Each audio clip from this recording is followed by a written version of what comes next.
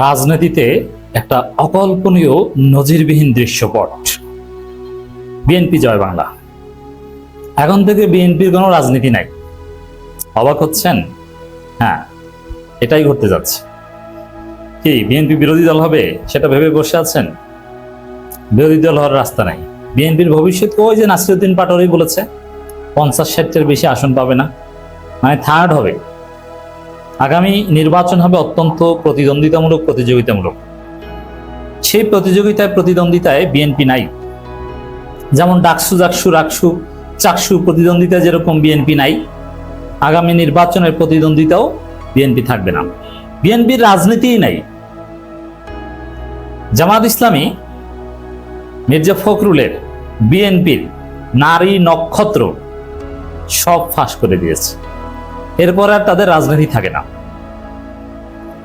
দর্শক, আপনারা জানেন যে মির্জা ফখরুলের বক্তব্য নিয়ে তোলপাড় কি, যে আমরা আগামী নির্বাচনে আওয়ামী লীগকেও চাই, জাতীয় পার্টিকেও চাই, 14 দলকেও চাই। আমরা এখানে কিন্তু বলেন যে আমি চাই, আমি মনে করি এটা হওয়া উচিত, আমরা চাই, মানে ইট ইজ বিএনপির সাংগঠনিক সিদ্ধান্ত।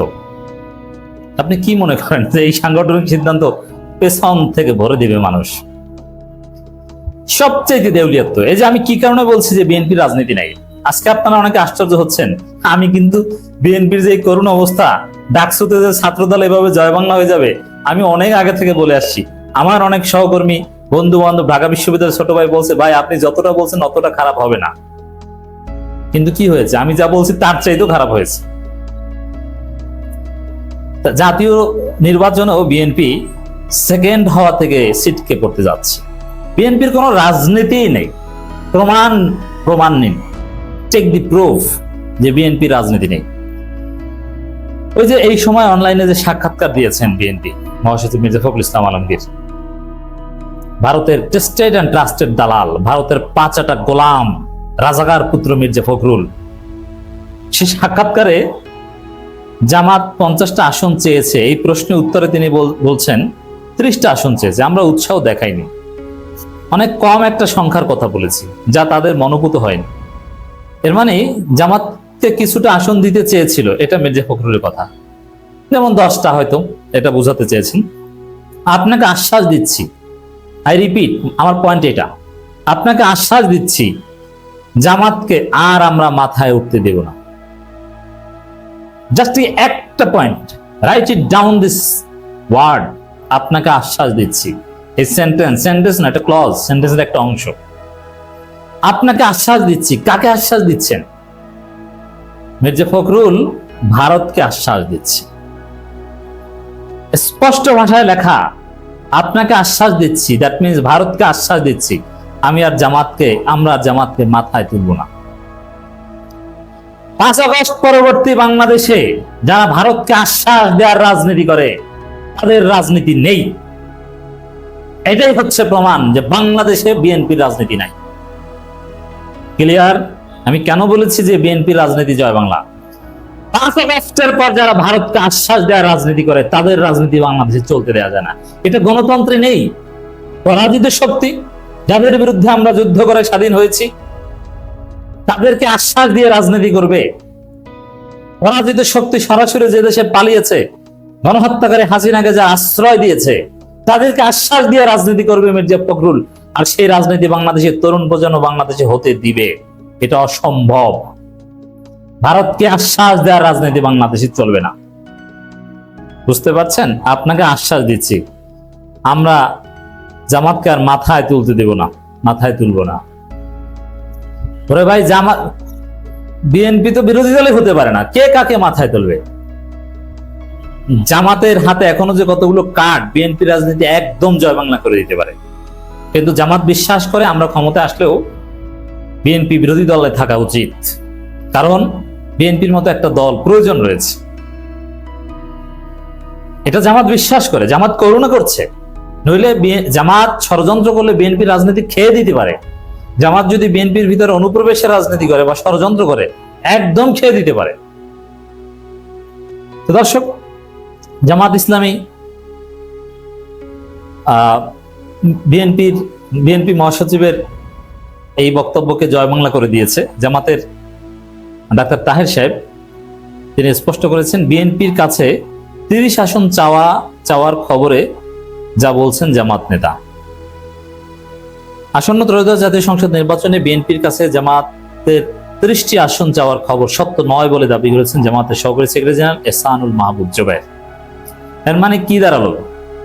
জামাতের বক্তব্য থেকে স্পষ্ট হয়ে গেল মির্জা ফখরুল মিথ্যুকের ঘরে মিথ্যুক, বাটপারের ঘরের বাটপার, রাজাকারের পুত্র মিথ্যুক। মনে রাখবেন, ভারতের দালাল, মোদির পুত, ভারতের পাঁচাটা গোলামেরা কখনো সত্যবাদী হতে পারে না। আর এদেরকে এরকম নোংরা কীট পতঙ্গ রাজনীতির ভারতের উচ্ছিষ্ট ভোগী, তাদেরকে আপনারা বলেন ক্লিন ইমেজের রাজনীতিবিদ, তাদেরকে আপনারা বলেন সিনিয়র সিটিজেন। দর্শক, এই মিথ্যুক কি বলছে দেখেন। হ্যাঁ, রাজনীতির প্রতিযোগিতা থাকবে, পারস্পরিক সমালোচনা থাকবে, কিন্তু নির্লজ্জের মতো মিথ্যা কথা বলবেন, তাও আবার ভারতের দালালি করতে যে। আপনি অন্য কোনো প্রশ্নে মিথ্যা বললে একটা কথা থাকে। ভারতীয় গণমাধ্যমে এই সময়কে দেওয়া বিএনপি মহাসচিব মির্জা ফখরুল ইসলাম আলমগীরের সাক্ষাৎকারের প্রতিক্রিয়ায় তিনি এ মন্তব্য করেন। রাজধানীর মগবাজারে জামাতের কেন্দ্রীয় কার্যালয়ে সময় সংবাদকে দেয়া এক প্রতিক্রিয়ায় জুবায়ের বলেন, নির্বাচনে আসন চাওয়ার বিষয়ে বিএনপির কোনো পর্যায়ের সঙ্গে আমাদের কোনো আলোচনা হয়নি। আমার জানা মতে বিএনপি মহাসচিবের বক্তব্য অসত্য। প্রশ্নই আছে না, আরে ভাই নির্বাচনের তো কোনো তারিখ হয়নি, এখানে আসন চাওয়ার বিষয়টা আসলে কি হবে? এটা তো সার্কামস্টেন্স দেখলেই বোঝা যায় যে এটা মিথ্যা কথা।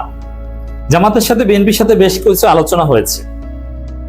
নির্বাচনের তারিখ, জুলাই সনদ, পিআর সিস্টেম বিষয়ে কোনো সমঝোতা আসা যায় কিনা, গোপন বৈঠক হয়েছে, আমি জানি কোন হোটেলে হয়েছে তাও জানি। জামাতের কে ছিল বিএনপির মাঝপথে বৈঠকে স্থগিত হয়ে চলে গেছে, যে না আর আলোচনা সামনে যায় না, তাও জানি। কিন্তু নির্বাচনে আসন সমঝোতা বিষয়ে কোনো আলোচনা হয়নি, কারণ নির্বাচনেরই তো খবর নাই, আপনার আসন পেলেন কোথায়? ভারতীয় গণমাধ্যম এই সময় জানায়, পিআর পদ্ধতির দাবিতে জামাত আন্দোলনকে বিএনপি চাপে রাখার কৌশল হিসেবে দেখছেন মির্জা ফখরুল। এই বিষয়ে জুবায়ের বলেন, আমরা ছাড়াও একাধিক রাজনৈতিক দল পিআর দাবিতে আন্দোলন করছে, কাউকে চাপে রাখা বা খুশি করার জন্য নয়, বরং গণতন্ত্রকে ফেসিবাদের কবল থেকে রক্ষা করার জন্য আমাদের আন্দোলন। বিএনপি মহাসচিব জামাতকে আর মাথায় উঠতে দেব না মন্তব্যের পরিপ্রেক্ষিতে জুবায়ের বলেন, কে আমাদের মাথায় তুলল কিংবা তুলল না সেটা নিয়ে আমরা অপেক্ষা করি না, করবো না। জামাতের রাজনীতি জনগণের কল্যাণের জন্য এবং এই ধারা সবসময় অব্যাহত থাকবে। এর মানে যে মাথায় তোলা না বললো, ওটা জামাত গুনেই না।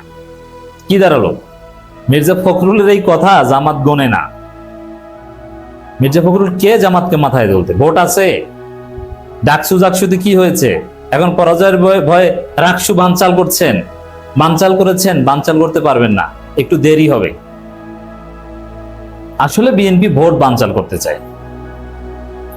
আওয়ামী লীগ জাতীয় পার্টিকে নির্বাচনে চাওয়ার অর্থ হচ্ছে নির্বাচনই চাই না, কারণ মির্জা ফখরুল জানেন যে আওয়ামী লীগ জাতীয় পার্টিকে নিয়ে বাংলাদেশে কোনো নির্বাচন হবে না।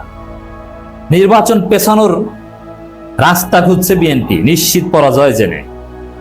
ধান্দাবাজ এবং মিথ্যুক দলে পরিণত হয়েছে ভারতের দালাল এই জাতীয়তাবাদী পার্টি।